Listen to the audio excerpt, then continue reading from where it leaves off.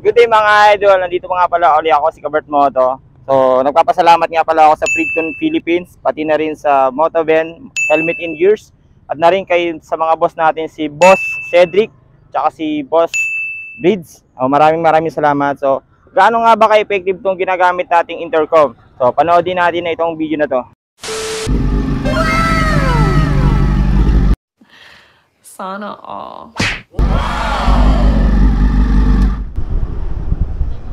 Kanina pa ako nagtawag sa kanya, matagal eh. Oh no!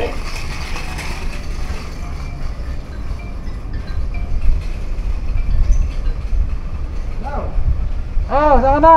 Check na! Sagutin mo! Oh no! Oh no! Meanwhile.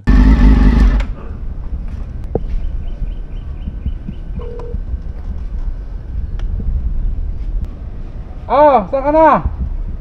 Dito na. Oh, pambira. Eh, dito ako sa labas, pambira,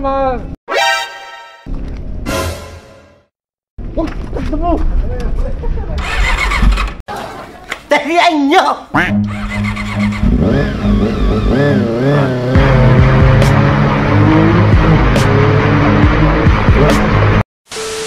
Ngayon naman mga idol, susunod natin yung video yung i-connect natin tong KY Pro dito sa ginagamit nating FX Freedcom. Lahat naman ng device ng Freedcom pa sa intercom, pwede mo siyang i-connect. So ito ipapakita ko sa inyo yung video na nagko-connect kami ng body ko para sa pag-pair natin ng dalawang magkaibang device.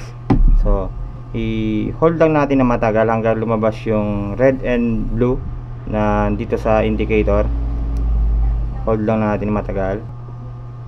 Ayan. Pag lumabas na yung ganyang blue and red, then ganun din naman tayo dito sa kabilang device. Yung power button lang natin yung pipindutin. Hold nyo lang hanggang maging blue and red. Ayan, nakaparehas na siya. Hindi pa rin siya mag-connect hanggat hindi mo pinipindot ng isang one click ng power button alinman sa dalawa na yan. So yun, testing kami ng kung gaano yung kalayo inaabot ng Freedcom. Ang gamit ng body natin is KY Pro. Ang gamit ko naman FX Freedcom. Ayun, narinig niya ako, di ba? Ito yung pinakamaganda dito, nakapag-usap kayo habang bumabiyahe. Pag sobrang malayo na, wala na. Talaga, nandun sa kabila si Pops, pwede kami mag-usap na ayun, pwede pang backride din to kung mag-usap kayo ng backride. Ayan, naka 5 si Pops, pero yung volume dito hindi masyadong malakas. Ano ba? Sige. Okay, dinig pa. Hindi, okay pa rin. Alayo mo na sa akin. Ayun, pag narangan na ng bus eh. Pero okay pa rin, dinig pa rin. So yun, kinagandaan ng Freedcom na idol. Kahit naka-open pipes yung kasama natin na naka-Freedcom, hindi ko dinig yung pipe na malakas. Yun yung kinagandaan ng Freedcom niya. Naka-open pipe to pero sa dinig ko, parang normal na lang siya nagsasalita. Yun, shoutout ka lang kay Best Buddy, Portar Adventure.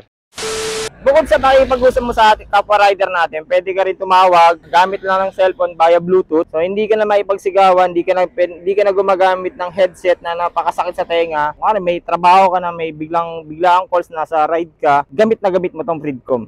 Kasi hindi mo na kailangan huminto sa isang lugar para tumawag, ibaba yung cellphone. Example din, tumatawag din ng asawa mo via video call, pwede rin to. Effective talaga to mga idol. Hindi ka madedelay sa pupuntahan mo, tuloy-tuloy ang biyahe mo nang ginagamit lang ang Freedcom. Kung hindi ka pa naka-Freedcom intercom, bumili ka na, mas gagaang ang buhay mo, mas gagaang yung pagra-riding skill mo. Yun, see you on next vlog.